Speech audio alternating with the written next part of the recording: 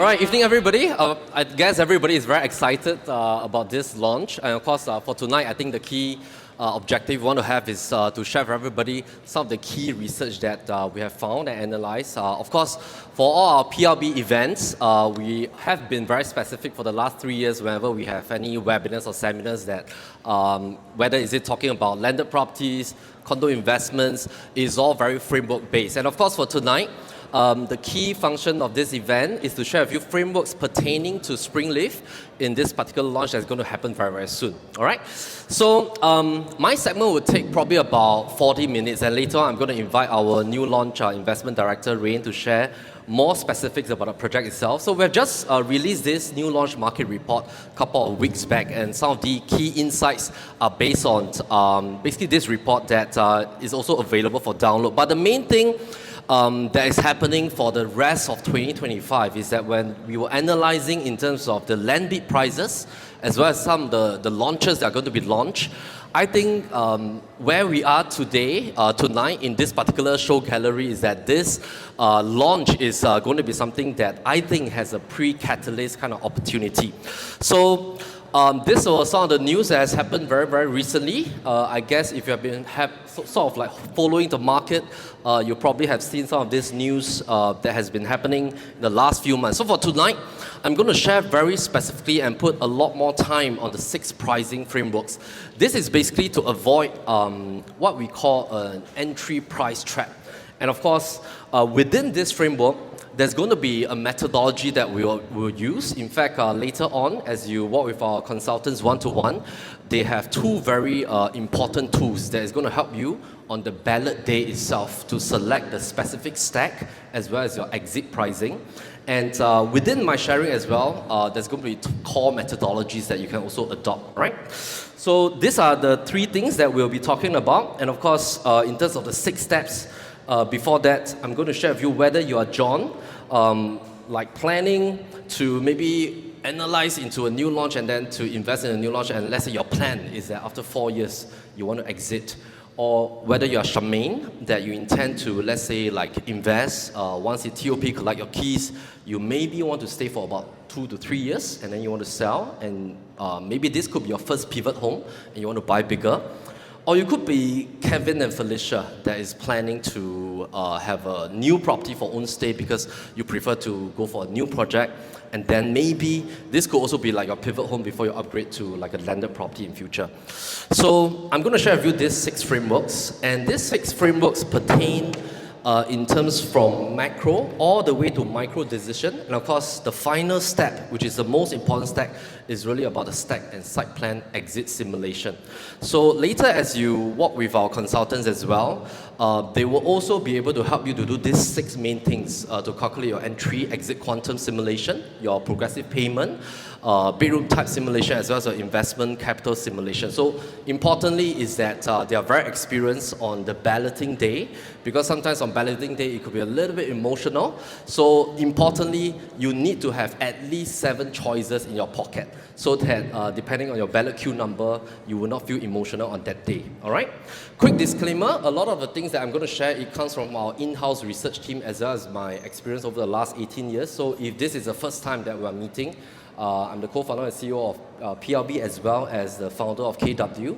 And of course, over the years, in the last 18 years, we have, I myself has done like a lot of home tours as well as podcasts and video analysis. This was some of the events that we have done over the years. And of course, we love to have this kind of community seminar events because we get to interact with you. You can also ask our consultants any questions later on. And we have also done a show flag gallery tour. In case any of your family members are not here tonight, you can head on to our YouTube channel, forward them this video, because we went in depth to analyze all the show flag models as well. So later on, after this tour and after rain segment, please look for our KW or PLB consultants, and they'll be able to help you with these 6 key features. They also have on hand a D26 and SpringLeaf Residence market report, and this report is very detailed. It contains very important information like the bubble charts for you to analyze the quantum entry pricing. And with them, they also have these 2 very important tools. This first tool is what we call the pricing disparity. With this pricing disparity, they are analyzing your competition around this zone in the range of 500 meters to 1 kilometers. Basically, you are looking for the gap to determine your safe entry price. Number two is that this is very effective on the launch day, because on the launch day, as we key in the live pricing, when the developers are releasing different stack kind of indicative pricing, they will be able to advise you which are some of the key resistant pricing and which are some of the very healthy entry and exit pricing. They will also be able to help you to simulate in terms of the potential gain that might happen, and we try to determine if the gap is healthy or not. All right, so let me touch on the first framework, which is the macro season framework. So where are we right now? Because we already have 16 rounds of cooling measures. Just 2 weeks back, we were just hit with a latest round of seller stamp duty. So it was 4 years, then went to 3 years, then went back to 4 years again, right? But I think importantly, it seems like there's not much impact on the ground. I just did a talk at IRAS about a couple of days back with the tax division. And of course, they were also asking me, Melvin, what is the impact on the ground? I told them there's no impact. Because traditionally, a lot of launches-wise, it all takes 3.5 to 4 years to complete. So this, of course, have very limited impact, including Analyse were talking about it. But the most important thing is that Singapore cooling measures over the last 16 rounds since Lehman Brothers, I think it has done a great job in stabilizing the market. It has allowed less speculative in terms of foreign investment liquidity. But the important thing is to note in the last 5 years, post-COVID, it seems that the rounds of cooling measures cannot be released. So once it's released, I think the floodgate will open even further. But importantly is to note that we're in a very healthy and gradual growth market. And when we look at the key purpose of investment right now, we are of that methodology is that if you have at least $4.5 to $5 million, of course you can look at landed properties. But if your range is below 4, in terms of a healthy range, you need to identify condos with very high appreciation characteristics. So let us visit what is the purpose of property investment. Now, 18 years back when I started in real estate, all my investors are always looking for rental yield. That means whatever that we help them to invest, we want to see rental, less of mortgage, less of MCST, we want to see cash flow. But nowadays, because we are one of the most, I would say, popular cities in the world, in fact, we are always ranking top 10 in terms of our real estate pricing. And sometimes as Singaporeans, we are thinking, is Singapore a little bit too expensive or not? Are we in a bubble? Or what is the state of the economy right now? And later, I'm going to share with you some key statistics based on our research team on the macro market. But importantly, the key strategy that I think will be very wise for everybody to adopt is to hunt for these two things in any real estate investment that you touch, which is it must have the potential to appreciate, but importantly, it must have an ease of exit, because if you cannot exit, basically your capital is trapped in an asset. And a lot of times over the years, I've seen investors coming to us, it's like, Melvin, I've been trying to sell my property for 2 years, 3 years. Can you and your team help us to really exit? Because they really want to free up their liquidity. So these are two very important points. And in terms of frameworks, we have 11 frameworks and 12 investment methodologies. And later, as we head on, I'm going to share with you a little bit more frameworks, but this is the first chart for tonight. So the very first thing is that the new launch PSF on average for the whole island is at about 2425 PSF. Resale market right now is about 1,007 plus. This is basically based on the whole island approach. And of course, importantly, Guaco has already indicated in terms of its SpringLeaf launch indication PSF is going to be around this range. And of course, when this is in the middle of resale as well as the average new launch in the whole Singapore, I think definitely this could be something that is very interesting to look at. But sometimes when we see that resale is at about 1,007 PSF, but transacted data might not be a true reflection on the ground.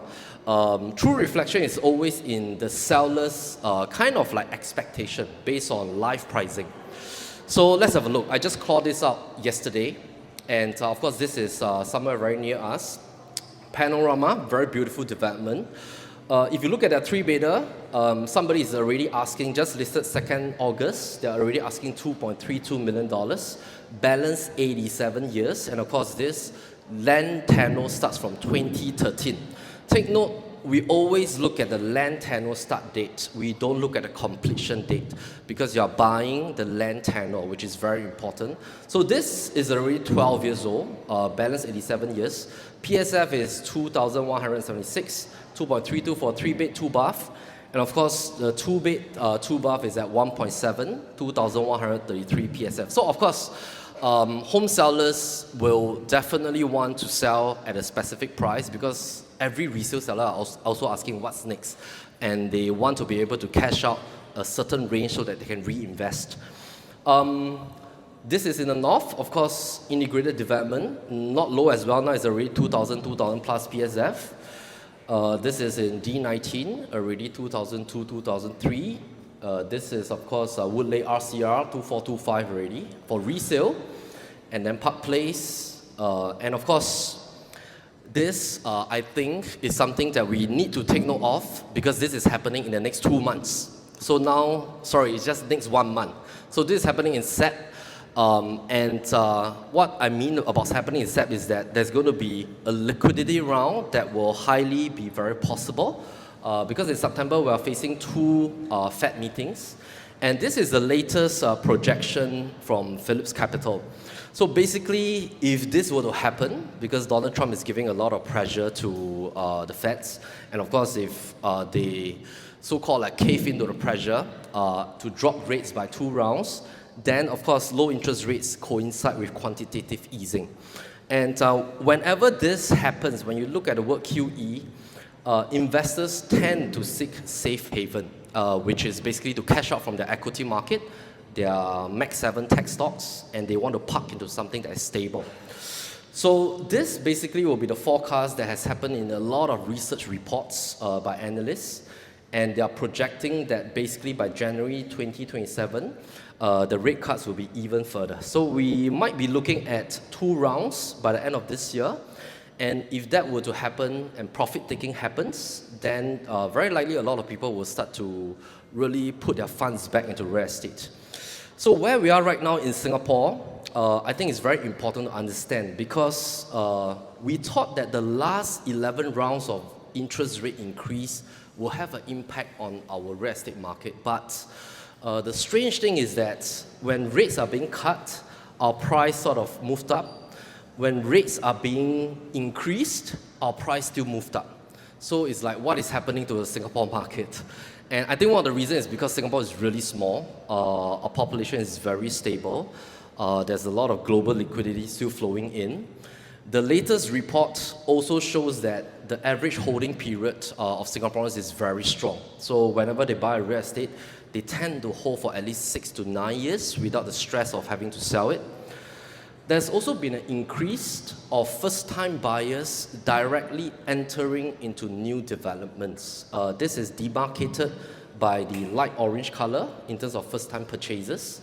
And this has happened ever since COVID. So this is sort of like a demographics change on the ground. We have also been seeing an increase in young people. So 26 to 35 years old basically are going straight into new home sales. So basically 26 to 35 years old, demarcated by this blue, dark blue bar, they have been going directly to new launch properties as well. I think it could be a dropping kind of like a marriage rate, a delayed marriage, as well as like the new kind of like mindset about going straight into investment once they start to do well in their career. Now, this also has been a catalyst because the ownership in terms of private properties demarcated by this pink color graph over here. Over the last 10 years, it has creeped up a fair bit. I think this was after the realization that if our profit and capital is continuously parked, maybe in our HDB apartments, one day in terms of its strength of growth, it will be affected. So a lot more people are trying to really park their capital into the private property market. Okay, this also sometimes will be a worry because sometimes we think, hey, if foreigners cannot come in to buy Singapore real estate because of ABSD, does it affect our pricing? But based on basically our tracking, ever since 2018 all the way to last year. Foreigners, even though their transaction count 5.4% all the way to 1.22% last year in terms of their contribution to residential properties, but it has sort of no impact on our local market. This just shows that really the entire market is sort of like dominated by Singaporeans and PRs over the last couple of years.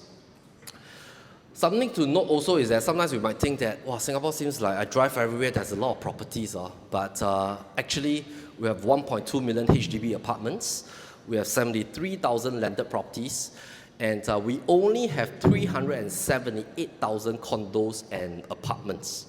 But out of 378 condos and apartments, 88,000 are not owned by Singaporeans. So there's only 280,000 units that are being owned by Singaporeans. So when we look at this, there's two key impacts. Number one, the overall quantity actually is not high because every year there's just an increment of about 10,000 units into the market through GLS. Secondly is that foreigners and companies that own condos and apartments, they will never sell because if they sell, they cannot buy back. They will be taxed at the new 60% ABSD. So this creates like what we call a sustainable stability in the market. All right? Okay, last part about the macro news is that this was by Henley & Partners last year. We rank, because of these 9 key reasons, third last year in terms of high net worth millionaires inflow. And behind the scenes, actually since 2010 until today, in the last 15 years, every year we have about 22,000 naturalized citizens granted. And we have about 32,000 PRs that are granted annually. Naturally speaking, a lot of our clients, once they get citizenship or PR, they will start to look for properties. We serve a lot of our clients in this category as well. So sometimes in Singapore, we as Singaporeans, we fear the market pricing, but globally, a lot of people are just waiting to quickly enter into the market. All right?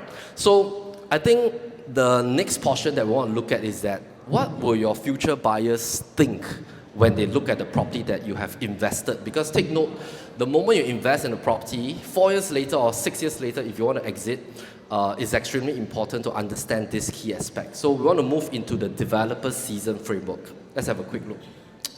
So based on our research that has happened, what we notice is that this likely could be one of the last launch that we'll be seeing at a sub 2250 PSF range. That means in a range that is below 2,300 PSF, we might not be able to see this starting from about next year or maybe on the Q4 of 2025, because in terms of land bid pricing, not many developers have the opportunity to bid for a land at a very attractive entry bid price. And I think in terms of Guaco, their key strategy is really to create like a win-win situation for, of course, themselves to build a specific attractive development, but really passing on value to the investors and consumers that are looking at their projects. If we look at the latest land bid pricing, a lot of developers will likely have to start launching at about 2.6, 2.7, 2.8, even for OCR. And of course, heading on to the next few years, this project might be one of the last season of 2,000 to 2,250 PSF. All right. We also might be entering into a new season next year with 2.5 to 3,000. And we track this also based on the market behavior pertaining to what is happening on 3 levels. Number one, when we look at the blue color graph, this blue color bar indicates the amount of projects that developers has to hand over at TOP.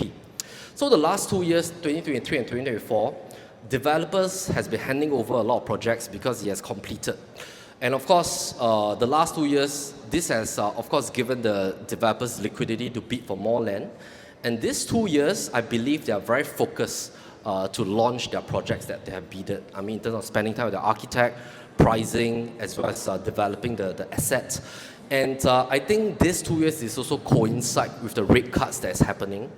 But the key thing is that these 2 years, based on our analysis, the resale pricing has already caught up in PSF and quantum. And that has created a disparity because a lot of buyers, when they go into the resale market or when they look at Property Guru, they are thinking, should I pay for a 3-bedder resale, 10, 15 years old at about 2 million or 2.3? but it seems like the launch price, I can still get something at about 1.8 or 1.9 million dollars, or maybe sub $2 million. So a lot of buyers are a little bit confused. Should I go for that quantum in the resale market, or should I take the opportunity for a new launch product? All right. And step number 3, we call this a pre-catalyst opportunity. Of course, when you look at this whole entire plot, this is where SpringLeaf is being located. There's 3 forested area over here, and of course, when we look at them, this will be the future 3 residential plot, which will then combine together with Lentor. So when you look at this, of course, we demarcate this from the URA master plan.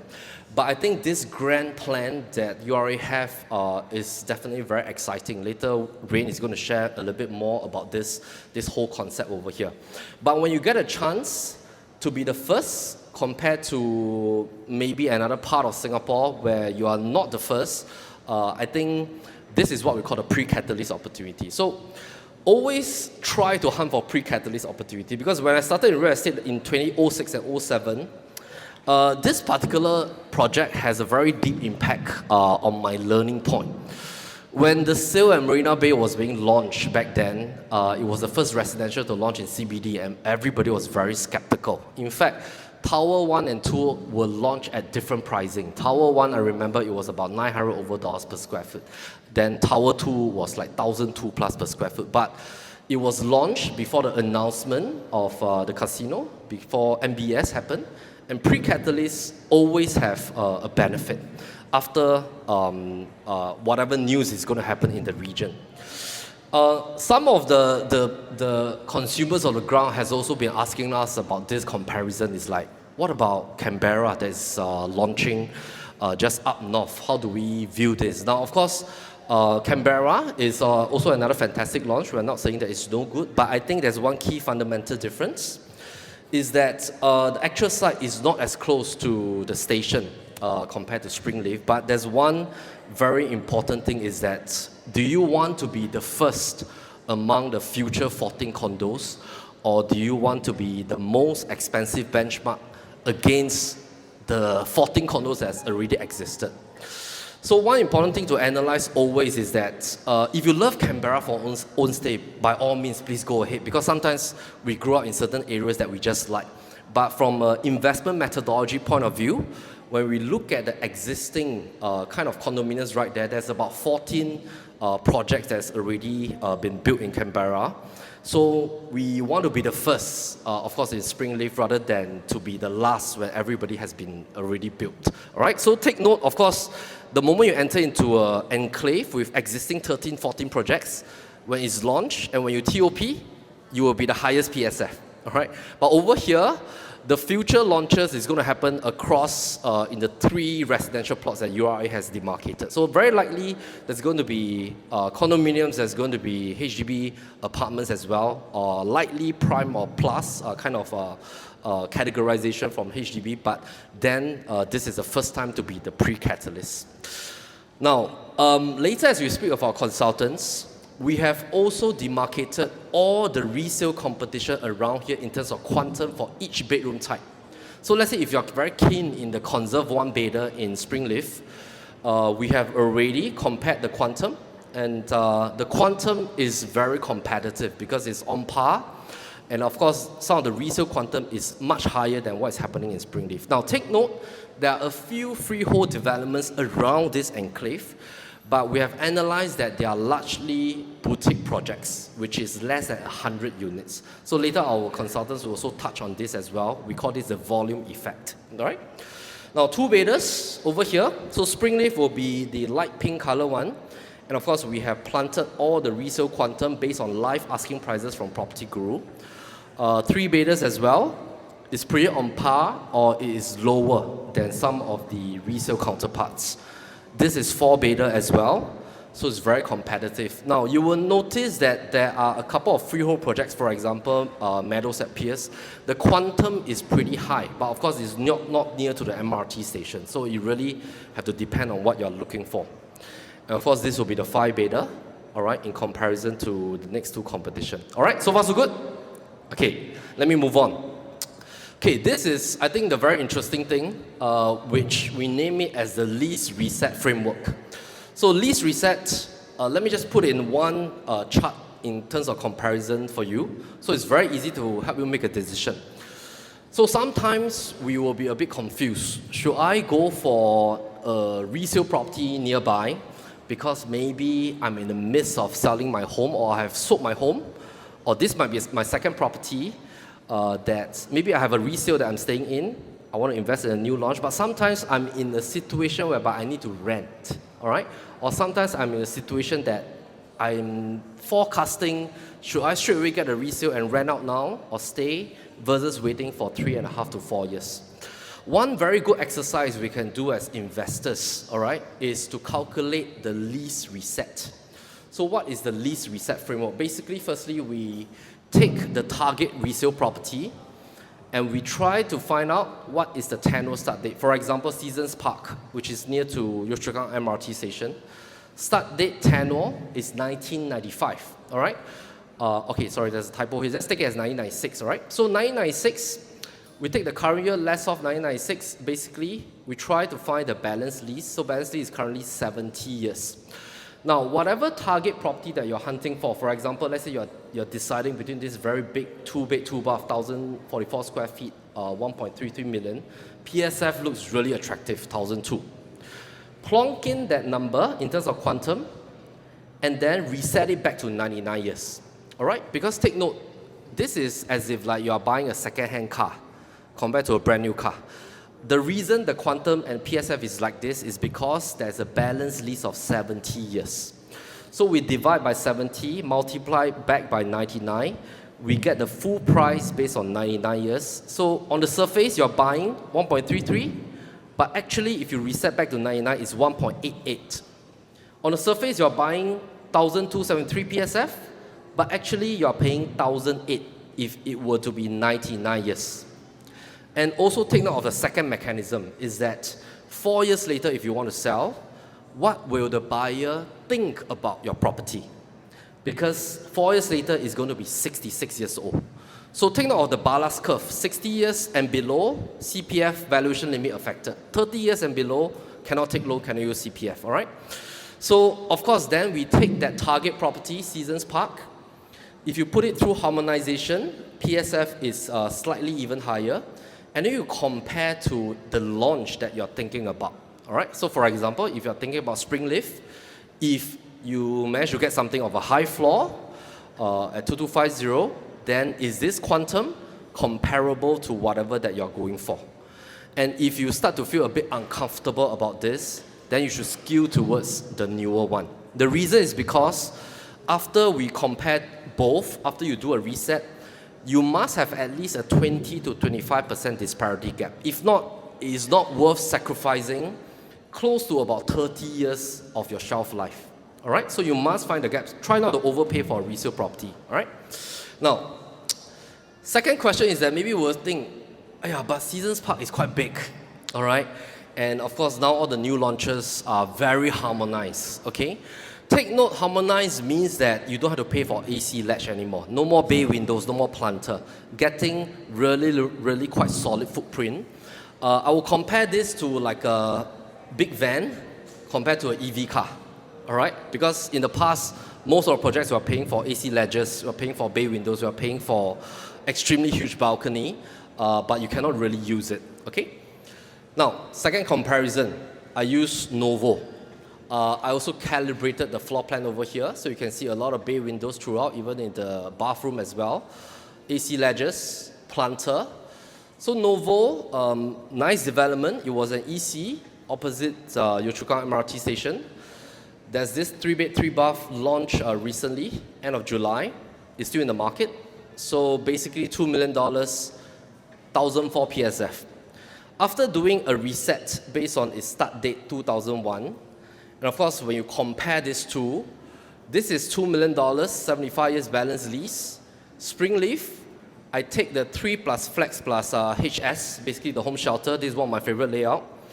And I think the Flex kind of floor plan is really fantastic because you have this extra study room. This is brand new, and the quantum starts at 2.15. So when you compare this, I haven't even do lease reset yet. And after I do lease resets, I think it's even more comparable, because if I were to reset this Novo unit back to its full 99 years, I'm actually looking at $2.64 million if this is brand new. And PSF is about 1,008. 4 years later, SpringLeaf, I still have 94 years balance lease, but Novo, I have 71 years balance lease.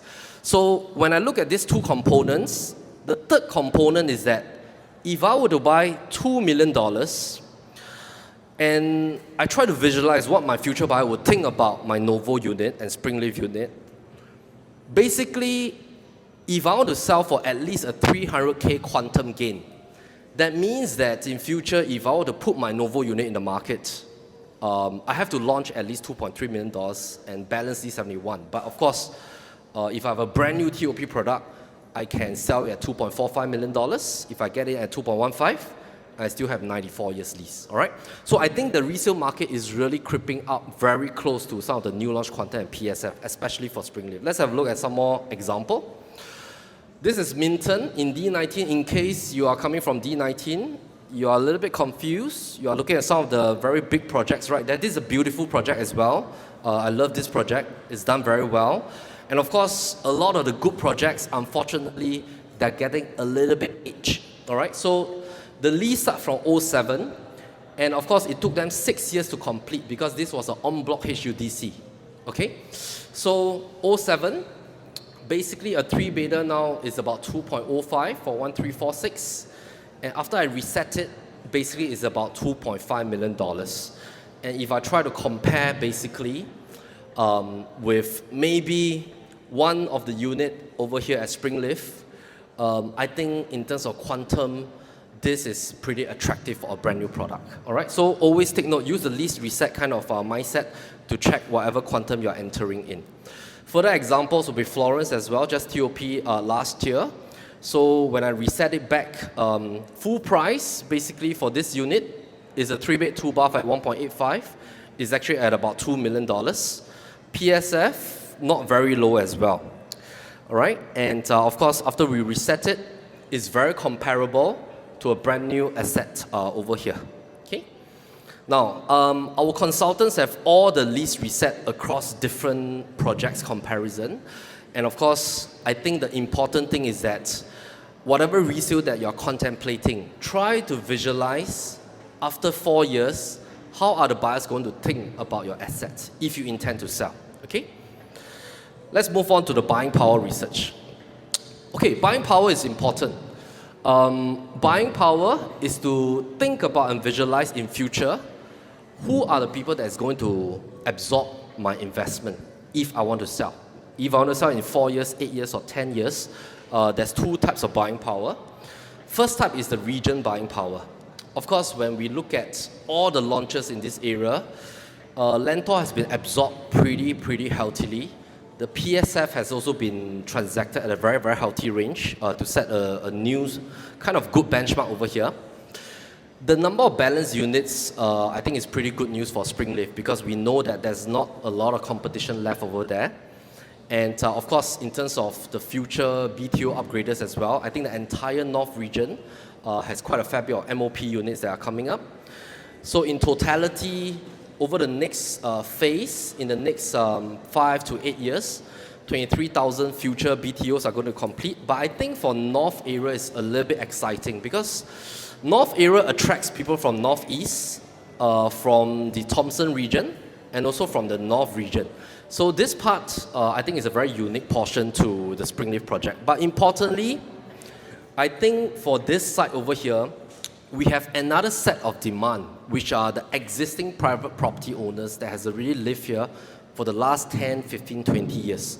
Some of them are owning landed properties, they are owning condos, their kids and future generations might want to buy near them.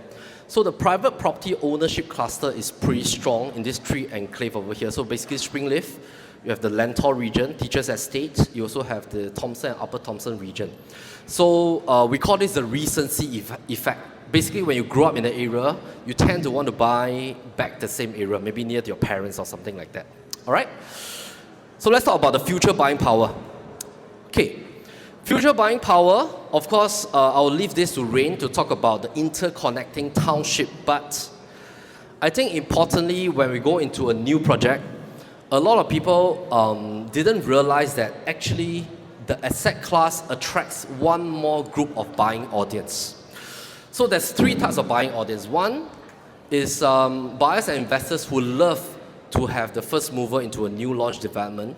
Second is people who are hunting for resale properties because they don't want to rent, they want to immediately own.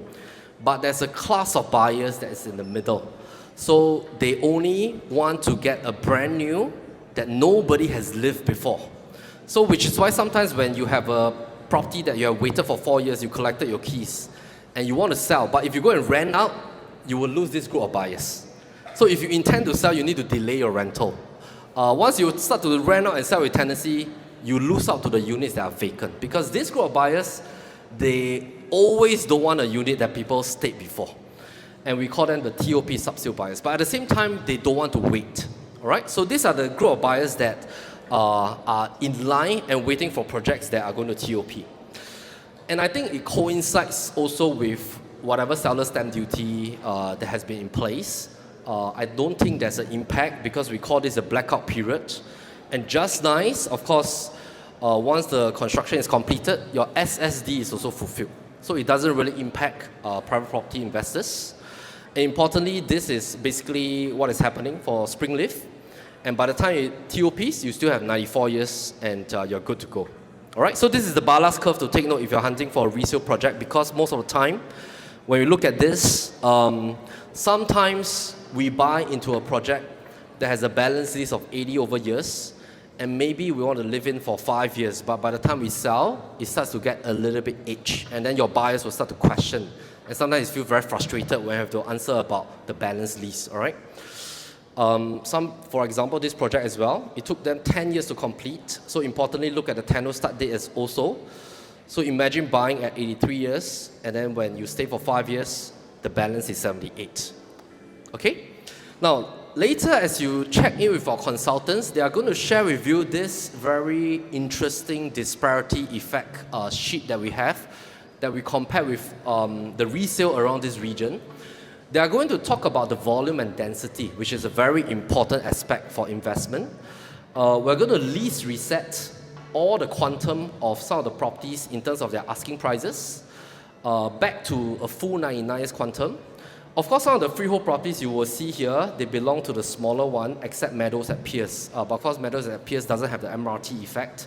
And once we reset the PSF level, we can also see very clear disparity and the remaining lease if you were to go for the resale property. So this chart is going to help you make decision if you're comparing resale versus SpringLeaf, okay? Now, let me move on to this portion over here. Now, importantly, I think we all don't want to be stuck with a property that is having a potential of low growth or going to be stagnated. We call this the stagnation effect, because stagnation will mean that it really delays your investment kind of in and out strategy. Your borrowing power will start to dip as well as you age. So importantly, I think pre-catalyst opportunity is very important. So we have also found out, based on our research team, is that the remaining stock basically around this region, especially when you compare to Lentor, this is basically for one bidder. So the remaining stock in terms of their asking quantum is quite a huge contrast to the one bidder over here. Remaining stock for two bidder, also a pretty huge contrast to some of the SpringLeaf 2-bed 1-bath and 2-bed 2-bath. Three bidders wise, when you compare that, quite a stark difference as well. Then four bidders, as well as five bidders. All right? Okay. Stagnation, importantly, will link to your volume. So you will see a lot of our consultants highlighting that SpringLeaf 900 over units, extremely exciting. One of the key rationale is that over the last 10 years, volume transactions and valuation growth are all interlinked. So sometimes it's not really about freehold, because freehold properties, if you have not enough volume of transactions, you will get to see a stagnated graph and your capital gets trapped. So these are fantastic for own stay if you tend to stay for very long, 15, 20 years. But if you want like a mid-term strategy, 4 to 10 years, you have to take note of the volume effect. So for example, freehold, 74 units, also pretty stagnant. only one person managed to exit after a long holding period ever since 2022. And of course, projects, even though 99 years, but as long as they got a good volume, most of the time, the exit shouldn't be an issue, okay? So let's come back to the key purpose. We talked about this at the start, all right? But the important thing is that no matter what season you're at, take note of these two key things that is very crucial in terms of a decision making, is that whatever property you want to invest, make sure you can exit to create a liquidity event for the next stronger property. So what kind of market are we in right now? 2020 to 2022 post-COVID, we entered into a seller's market. Why? Because interest rates were extremely low at 1%. We call it a seller's market, meaning that when interest rates are low, sellers call the shot. Sellers can hold and they can ask for high prices, okay? 2022 to 2024, the Fed increased 11 rounds of interest rate. We went into a high interest rate environment, 3%. It was pretty high. A lot of buyers were very cautious. That is called a buyer's market. That means as a buyer, I can wait and see. But if this is going to happen, and in fact right now you look at the mortgage rate, you can already start to get 1.99% because the banks are already seeing that indication coming in. And we are moving back to a seller's market, meaning that resale sellers can call the shot. Developers can also call the shot because FOMO is going to kick in. So now is about 1.5 months to the next Fed meeting. I think it's a good chance to be in August at this place, because I think before the seller's market FOMO kick in full gear, there's still a chance for a pre-catalyst opportunity. So take note, if you have a property now, if you are planning to go into a stronger asset, whether you're coming from a HDB property or buying a second property, that means you are enhancing your portfolio, you should always do it in whatever market possible because it is enhancing your portfolio. But if you intend to retire, you should only do it in the seller's market because you call the shot. That means if you are moving from a condo or landed to a HDB or to a smaller property, you should only do it in the seller's market. But if you're expanding your portfolio, you should always do it when you are ready, all right? That means we don't time the market.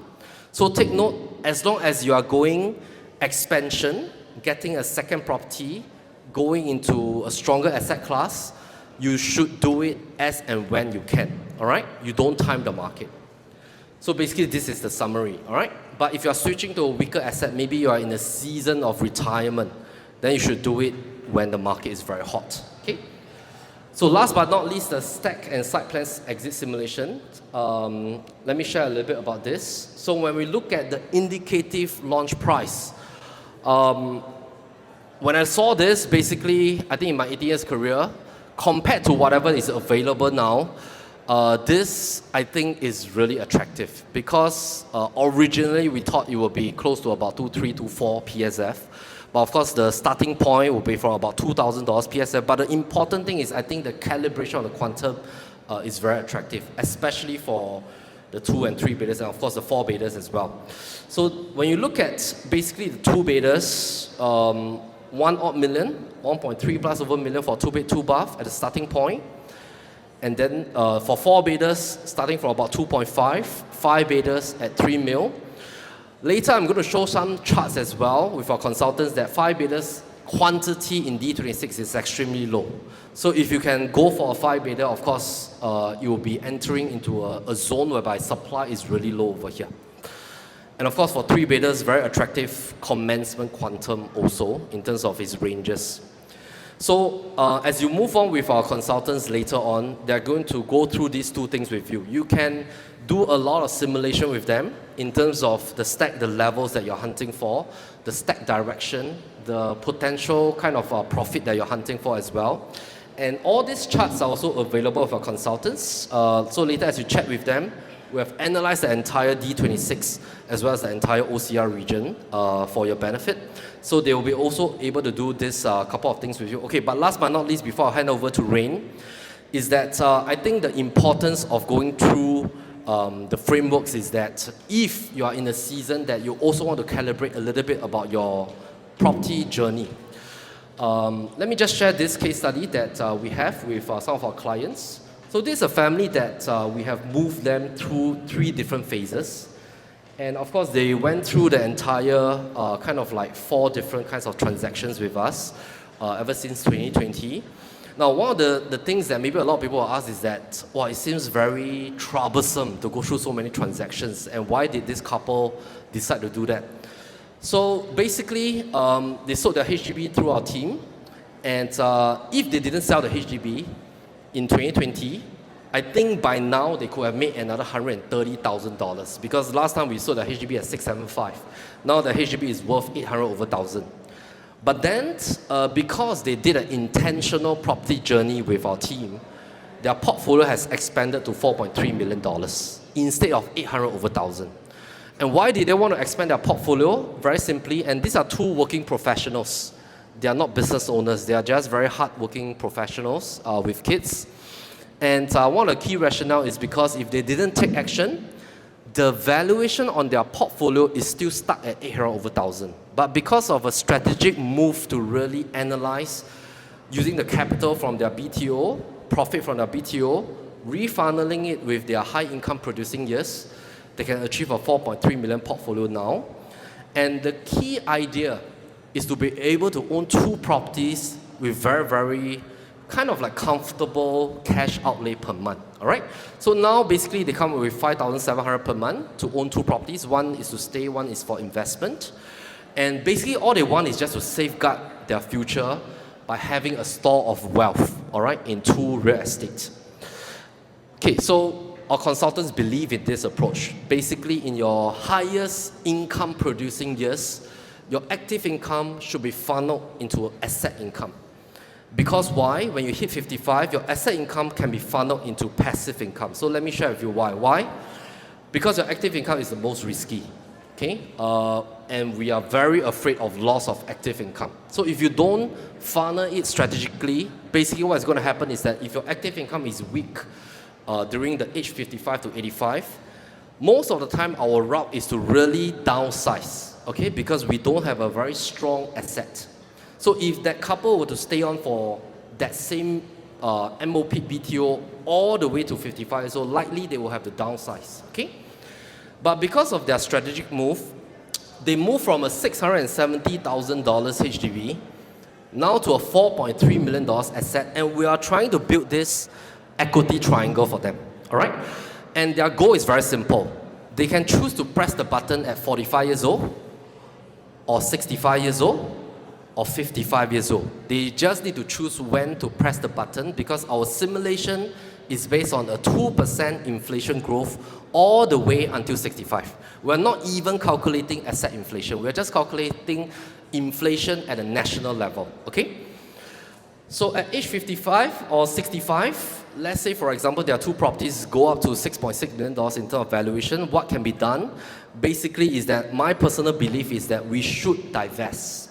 That means there's no point to bring your property to the grave one, all right? You should enjoy your fruits of labor, but it is very strategic because you will still have 2 properties to leave for your kids. By that time, you can buy the very old resale properties, doesn't matter. All right, go and buy Mandarin Garden, left 40 over years or 50 years, doesn't matter. Buy the very old properties, one for stay, one for rental, fully paid, collect rental, no mortgage, put in DBS stock, all right? Get 6%, collect $13,000 a month. These 2 assets pass to your kids, hold $2.5 million in cash. So this is what we think, all right? Now, if they intend to press the button at 55 years old, basically it can still be funneled into 3 different pockets over here. And you can still have 1 property, passive income of $8,300, but importantly, you can still keep $2.4 million in cash, okay? All right, so I've come to the end of my segment. I'm going to pass on to Rain, but importantly, later check with our consultants. They'll be able to go through these 2 simulations with you. And I hope to see you soon. And of course, I'll be here all the way until 10 p.m. To interact with some of you as well. All right, thank you very much.